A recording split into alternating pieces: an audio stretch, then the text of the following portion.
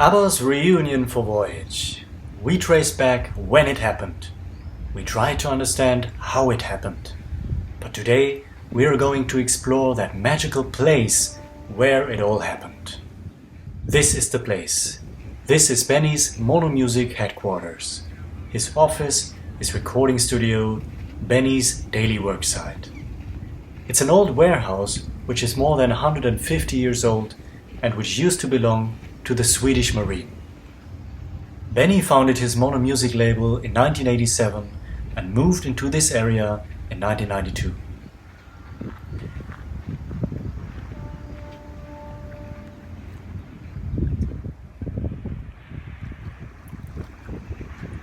Before we explore the actual recording studio, let's focus on this building again. The facilities belong to Benny and his son Ludwig. They see each other every day and work together. But this building is also where ABBA left in 2019 to shoot that now iconic reunion photo in the snow.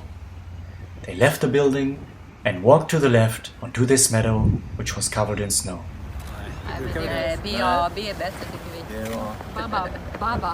They were standing somewhere here in the middle of this place, and you can recognize this building in the background. You see the hotel to the right side of the frame. You can also see this building to the left, which we see here and which houses a research facility. This was in 2019. Now, the fact is, the ABBA members had meetings here before, several times in the past, to have discussions and to talk about this and that. In 2013, around the time when ABBA the Museum opened, Benny, Frida and Björn were together. Agneta was in London to promote her album A, but she did in fact meet with Benny at his office to play her album to him. At the end of that year, Björn confirmed that all four members of ABBA were together in November or December to discuss if they should do something for their upcoming 40th anniversary. They decided not to reunite. But they did give us a live album in 2014 from one of their Wembley concerts. The press conference was held at Mono Music and Benny played Intermezzo No. 1 on his piano for the reporters. Of course, the other members were not there, but Ludwig said that they all listened to the album and enjoyed it. Well, it would only take a few more years until they were back where we are now, but this time they finally took that important way and went into the recording studio again to record new music together. Let's go there. This is an impossible name even for Swedes, as Ludwig said. The studio is called Riksmixningsverket and it means National Institutional Department of Mixing. In fact, that funny name was invented by ABBA's sound engineer Michael Bitretto, and it was actually intended to be the name for ABBA's original, very own studio back in the day, which was then simply given the iconic name Polar Music Studio. That studio closed down in 2004. Many remember that name from Tretto and used it for this new studio, which was built in 2011 into this second warehouse next to his office. Two key persons at Benny's studio are Lin Fial, house engineer and studio manager, as well as engineer Bernard Löhr. Benny recorded some of his solo work and music with his orchestra here. This is also where his choir album from 2015 was recorded and Benny's piano album 2 years later. He's also producing music for other artists, for example for the Swedish folk music Female Group and for his very own movie soundtracks, the fantasy films Stockholm and Mamma Mia, Here We Go Again. And this is also where the Voyage band had their rehearsals in early 2022, witnessing the beauty and magic of these surroundings and delivering us content. Content! Content! Content! Bit of content. Here's some bloody You don't see any content. content? Any content? Where's the content? Where's the content? Where's the content? Where's the content? Where's the content? The studio is generally convenient for many string sections, for film soundtracks as we have seen, but also for pop songs. The strings for Sweden's winning song at the Eurovision Song Contest in 2012, Euphoria by Loreen, were recorded here. One of the most recent projects happens to be string-oriented too. The Symphonic Touch of Benny Andersson is an upcoming album by Swedish violinist Christian Svarva with the London Philharmonic Orchestra, arranged and conducted by Anders Berglund. It features music by Benny from ABBA and his musicals, was recorded in London but mixed at Benny's studio by Bernhard Löhr. Of course, many other Swedish artists are recording and mixing at RMV too, as well as international musicians, for example Coldplay and Cat Stevens. And now, another local act, and world stars all the same, got together to record at Benny's studio. But how must it have been for ABBA to say goodbye in 1982 at Polar and to come back 35 years later at this completely new environment? Well, this studio, in many ways, seems to be the most logical and natural follow-up to ABBA's Polar music studio.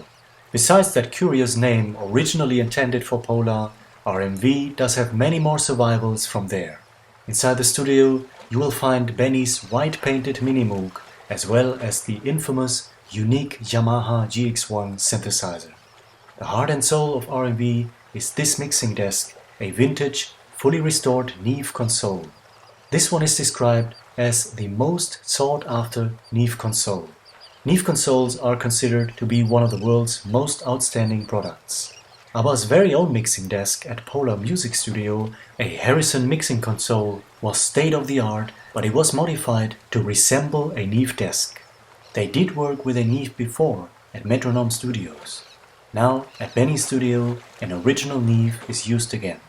It actually belonged to Swedish producer and songwriter Max Martin, famous for his work with Britney Spears, Celine Dion, Taylor Swift, Coldplay, and many others.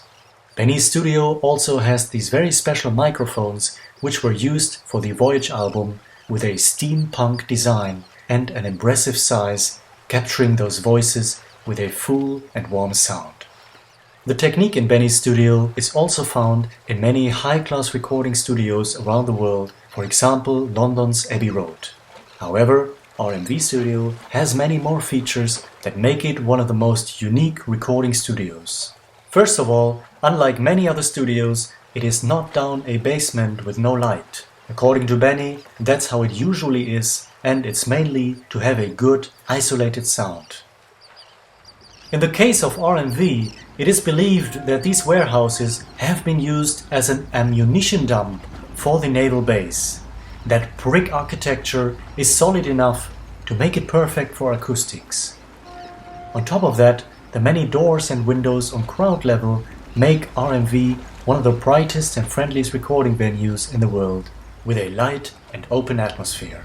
Agneta herself commented how great her experience was. When we got back together in the studio, I had no idea what to expect. But Benny's recording studio is such a friendly and safe environment, and before I knew it, I was really enjoying myself.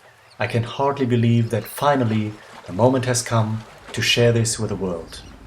In a Billboard article from October 2022, Ludwig confirmed that ABBA was there for a month.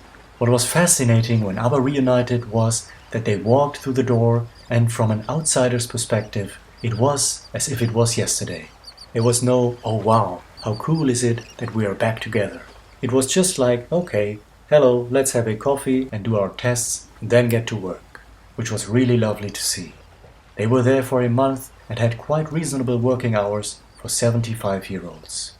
So they finished that remaining half of their new album Voyage in early 2021 over a period of 1 month, which must have been a most creative, productive and prolific time. And this is where it all happened. This is where ABBA came and went to record Voyage.